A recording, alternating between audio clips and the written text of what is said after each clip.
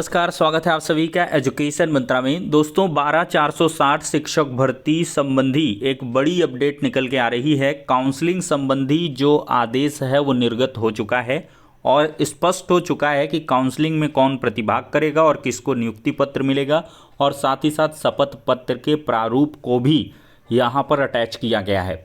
तो दोस्तों आपको सारी इन्फॉर्मेशन जो भी एजुकेशन मंत्रा के माध्यम से दी जाती हैं वो पूरी तरीके से रियल ऑथेंटिक रहती हैं, और हमारा पूरा प्रयास रहता है कि हर एक चीज़ आपको अपने अनुभव के स्तर से हम सही तरीके से डिलीवर कर पाएँ।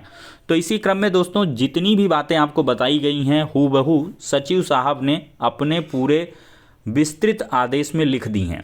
आपका जो भी कन्फ्यूज़न था वो क्लियर हो चुका है। बहुत सारे लोगों ने आपको कन्फ्यूज़ किया होगा, और मैंने भी आपको दो विकल्प बताए थे कि एक विकल्प ऐसा भी हो सकता है कि जिनके नियुक्ति पत्र होल्ड हैं उनको बुलाया जाए, लेकिन जब रिक्रूटमेंट इतना पुराना है तो ये थोड़ा सा कंट्राडिक्टरी हो जाता।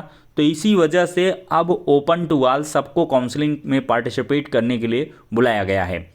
और दोस्तों जो चयनित हैं उनको बाहर किया गया, और ये बात मैंने आपको पहले ही बता दी थी कि जिनके नियुक्ति पत्र मिल चुके हैं उनको बाहर करके बाकी जिन लोगों ने भी उस जिले से आवेदन किया होगा सभी को काउंसलिंग के लिए बुलाएंगे, और फाइनली उसमें से कट ऑफ निकाला जाएगा। और यही न्यायोचित और न्यायसंगत और भर्ती प्रक्रिया को द्रुतगामी ढंग से पूर्ण करने का एक सही रास्ता है, और उसी पर सचिव बेसिक शिक्षा परिषद प्रताप सिंह बघेल जी चले हुए हैं।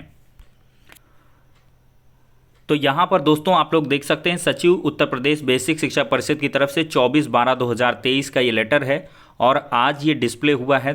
और दोस्तों देखा जाए तो इसमें साफ तौर पर दिया गया है, ये पूरा शेड्यूल इन्होंने अपने पिछले आदेश का दे दिया है कि 27 तारीख को एनआईसी के पोर्टल पर जो अनंतिम चयन सूची है उसको अपलोड किया जाएगा, 29 तारीख को डॉक्यूमेंट वेरिफिकेशन हो जाएगा, और 30 तारीख को जो भी एलिजिबल कैंडिडेट्स मिलेंगे उनको नियुक्ति पत्र दे दिया जाएगा। तो दोस्तों यहाँ पर साफ तौर पर दिया गया है कि 27 तारीख को जनपद के एनआईसी के पोर्टल पर अनंतिम चयन सूची को अपलोड किया जाएगा।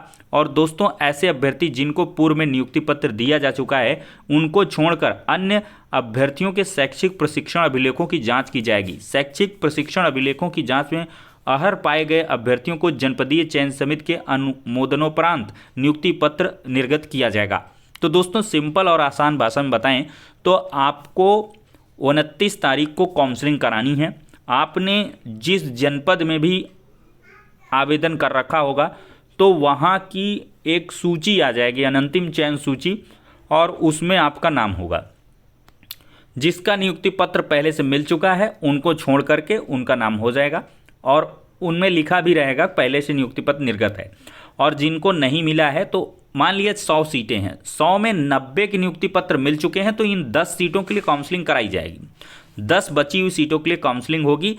चाहे 500 आवेदन आएगा तो वो 500 में 90 छोड़ के 410 जो बचे हुए सारे अभ्यर्थी उनको काउंसलिंग के लिए बुलाया जाएगा इन 10 सीटों के लिए। और उसमें जिसका कट ऑफ सबसे ज़्यादा होगा, चूँकि प्योरली एकेडमिक थी, अब हाई स्कूल इंटरमीडिएट ग्रेजुएशन और देखा जाए तो बीटीसी वगैरह का अंक जोड़ के मेरिट तैयार हुआ करती थी, तो उसके तरीके से आपका गुणांक निर्धारित होगा, और गुणांक में जो आएगा उसको नियुक्ति पत्र मिलेगा। तीसरा पॉइंट बहुत इंपॉर्टेंट है, शैक्षिक प्रशिक्षण अभिलेखों की जांच के समय रजिस्ट्रेशन व आवेदन पत्र की प्रति, शुल्क जमा करने का साक्ष्य, समस्त शैक्षिक और अन्य मूल अभिलेख, उनकी 2 सेट स्वप्रमाणित छाया प्रति, 4 पासपोर्ट साइज फोटोग्राफ लेकर प्रतिभाग करना होगा। किसी भी अभ्यर्थी द्वारा मूल दस्तावेज प्रस्तुत ना किए जाने की दशा में प्रतिभाग नहीं कराया जाएगा, जिसके लिए अभ्यर्थी स्वयं जो है रिस्पॉन्सिबल होगा। दोस्तों आप सभी के मन में ऐसा भी हो सकता है, मान लिया किसी का डॉक्यूमेंट खो गया हो, ये किसी लापरवाह बंदे का ही हो सकता है, और उसके लिए विकल्प में भी फिर से जो आपने आवेदन वाला पोर्टल था उसको खोला जाए। सचिव साहब को ऐसा करना चाहिए कि पोर्टल खोल दें जहां से आपका जो रजिस्ट्रेशन पत्र है, ऑनलाइन आवेदन पत्र है, वो डाउनलोड किया जा सके। ऐसी व्यवस्था की जाएगी, मुझे ऐसा लग रहा है, क्योंकि बहुत पुरानी ये भर्ती है। बहुतों के जो कह लें कि फ़ोटोकॉपी वगैरह होंगे वो मिस हो गए होंगे। ठीक है दोस्तों, ये उतना इम्पोर्टेंट नहीं है। पेयजल शौचालय की व्यवस्था की जाएगी, बाकी चलिए कोई दिक्कत नहीं है। शैक्षिक जांच में सभी अभ्यर्थियों के मूल अभिलेख अनिवार्य रूप से जमा कराए जाएंगे और नाम अंकित किया, प्राप्त रसीद, ये सब विवरण वगैरह सब लिखा जाए, कोई दिक्कत नहीं। और दोस्तों यहाँ पर देखा जाए तो अनंतिम चयन सूची में अभ्यर्थियों के परीक्षण के उपरांत जो भी एलिजिबल कैंडिडेट और जिनको नियुक्ति पत्र दिया गया उनको एक साथ सम्मिलित करते हुए सूची बना करके ये जो है यूपी बेसिक 12460ATR@gmail.com पर 29 तारीख को ही उपलब्ध करा दिया जाएगा। और दोस्तों यहाँ पर देखा जाए तो ये उनका प्रारूप दिया गया है। रजिस्ट्रेशन, अभ्यर्थी का नाम, पिता, लिंग, जन्मतिथि, गुणांक, श्रेणी, चयनित वर्ग, विशेष, पूर्व में नियुक्ति पत्र दिया जा चुका है तो उसका डेट पड़ेगा, ठीक है, ये सब चीज़ें। और बाकी ये 3 प्रारूप दिए गए हैं। और देखा जाए दोस्तों तो यहाँ पर अगला पॉइंट काफ़ी इंपॉर्टेंट है कि इस आशय का शपथ पत्र दिया जाएगा कि उनके द्वारा जनपद में शैक्षिक प्रशिक्षण अभिलेखों की जांच की कार्रवाई में प्रतिभाग किया जा रहा है। अभ्यर्थियों के द्वारा अनंतिम चयन सूची में अभ्यर्थियों के अभिलेख की जांच में नियुक्ति पत्र उनको मिलेगा जो अहर पाए जाएंगे। और दोस्तों देखा जाए तो आपके नियुक्ति पत्र निर्गत होने की तिथि से 7 दिन के भीतर स्वास्थ्य प्रमाण पत्र, हेल्थ सर्टिफिकेट देना होगा। नियुक्ति पत्र आपको 30 को मिल जाएगा तो फिर 7 जुलाई के अंदर अंदर आपको जो फिटनेस सर्टिफिकेट रहेगा, मेडिकल फिटनेस, वो बनवा लेंगे संबंधित जिले से और सबमिट कर देंगे। और दोस्तों देखा जाए तो समस्त माननीय उच्च न्यायालय के 31 ये सब नियमों का पालन करते हुए स्वच्छ पूर्ण, ये कोई दिक्कत नहीं है।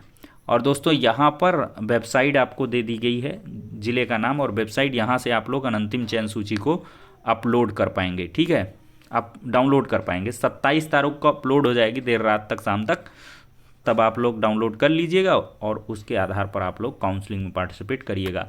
और बाकी आपको एक शपथ पत्र बनवाना होगा 100 रुपये के नॉन जुडिशियल स्टाम्प पर, यह नोटरी शपथ पत्र बनेगा और यही पूरा का पूरा मैटर छपेगा उसमें, और जिसमें आप ये सारी डिटेल अपना भर लेंगे, ठीक है, और यहाँ पर आपका साइन वगैरह हो जाएगा, बस काम ख़त्म है।